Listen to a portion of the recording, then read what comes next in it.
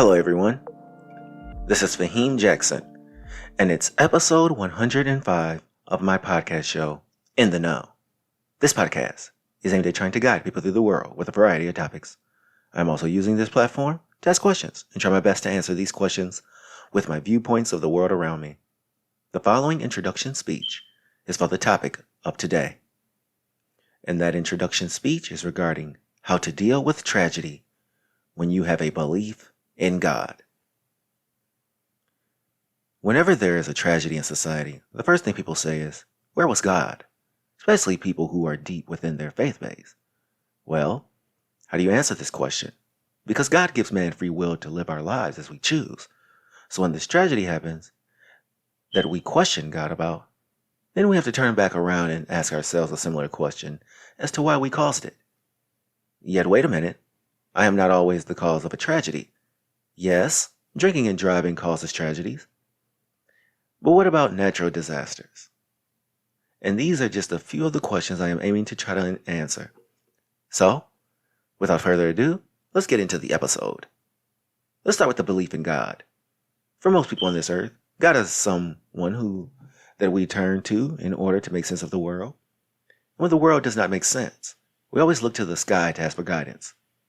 So you can understand when bad things happen. People always try to figure out why this has happened and taken place. And this is something that I will cover a little later. But for now, for this section at least, why do so many people follow God? Especially in a society where technology is taking over the new God in our lives. That's right, technology, because we worship so much of what man makes on the open marketplace. We are looking less and less up and more looking down simply because what's in our hand is more appealing. Remember what I said earlier, that most people look up for answers. Yet God is in a losing battle with supercomputers. Now, this episode is about what would happen if tragedy strikes with your belief in God. Let's look into the tragedy striking situation. An example, a hurricane hits the Atlantic coast here in the United States, wipes out people's existence, takes the lives of people and steals them of their livelihood.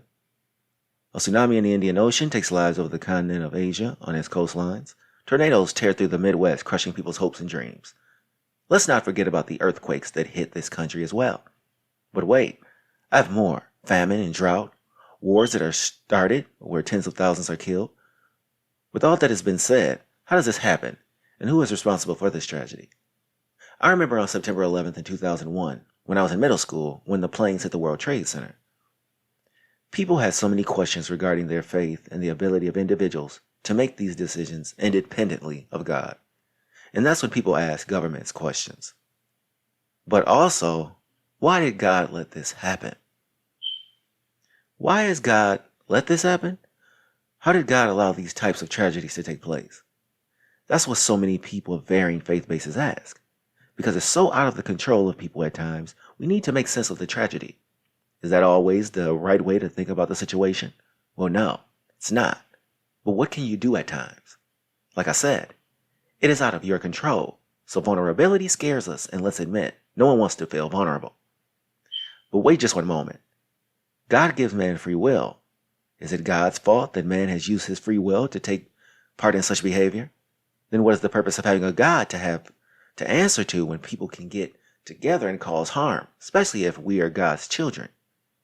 Yet every tragedy is not a person who is involved. I said in the prior section that natural disasters take place have nothing to do with us as people. The earth is a living, breathing planet where volatile things happen. So now we have even more questions because this is perceived to be in God's hands. So why would he design weather patterns that would destroy so much of people's lives? Because then again, God created the heavens and earth. So does God want the world to be a tragic place full of chaos? Maybe God does. But if he does, then the man we're asking questions from is allowing it because he wants chaos. Well, that's at least how it seems. But, and there's a but, what is the real reason these events take place? Why has this happened, these tragedies? In society, we have these weather patterns that take place from a cyclical standpoint. And when they happen, we always look to the sky. But the real reason is that every year at certain time periods, these events tend to take place. So with this in mind, We can get mad because what is happening is supposed to take place. Don't get me wrong, global warming is seen as a problem caused by people, but without this, we are still going to have these tragedies.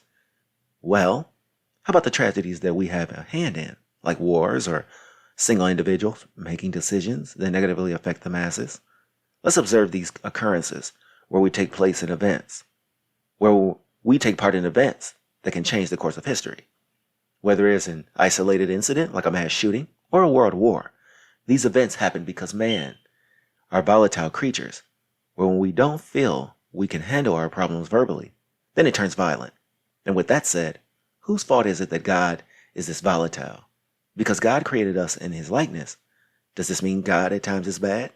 Then again, the natural elements of earth, which have nothing to do with us. So let me ask the question again. Who is at fault? Or better yet, is God at fault? Let's ask that question, is God at fault? Now, when we observe all that has been said, who is at fault? Can we say that God has something to do with tragic events? Well, as it pertains to natural disasters, we can conclude that yes, if that's your belief. If you believe in God, then he is at fault. But why? Why would God destroy so much of life? But that still leaves the question, what about the events that are caused by man? Because God gives man free will, so he can't be at fault, right? Then again, giving you free will to make decisions in others' lives is a problem. And once you introduce logic into the equation, the beliefs comes difficult. Simply because we would have to place the blame in the direction of God no matter how you look at it. Why? Well, it's like I said, he created everything, which means he created humans in good and bad, as well as the natural elements of earth. So everything that is bad and good is connected to him.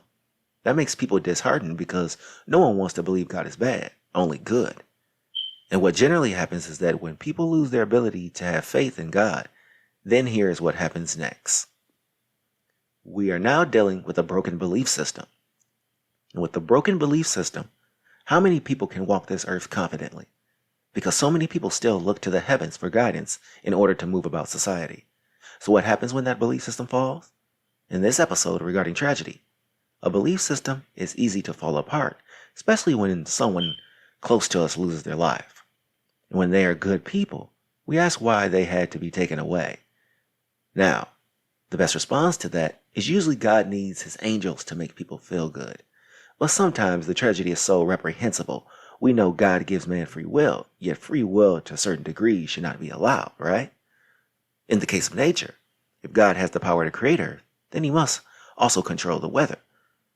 So he should not allow natural disasters to take the lives of people. Here's where once again those who believe in God would tell you to figure out the message. And don't get me wrong, this works for some, but for a lot of people still, this only annoys some individuals even more. But the gist of it all?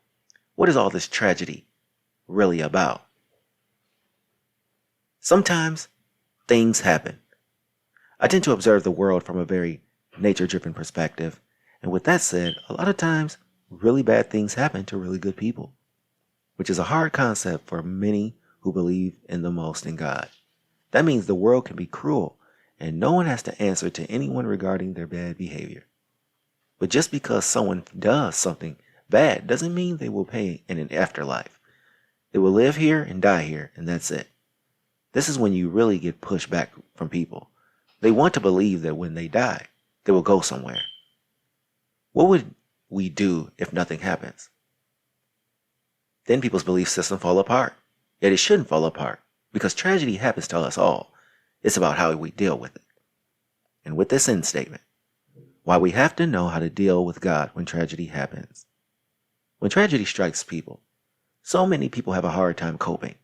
They look to the sky, especially when they believe in God, to ask for guidance as to why they have to go through what they're going through.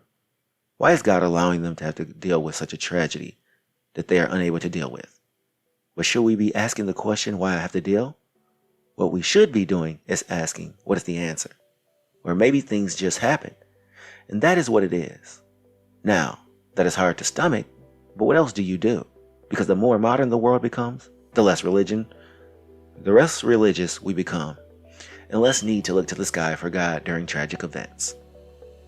So, thanks for listening to In the Know, and I'll be bringing you another episode regarding religion. The topic will be asking the question, does God exist in your life only during the bad times instead of the good times.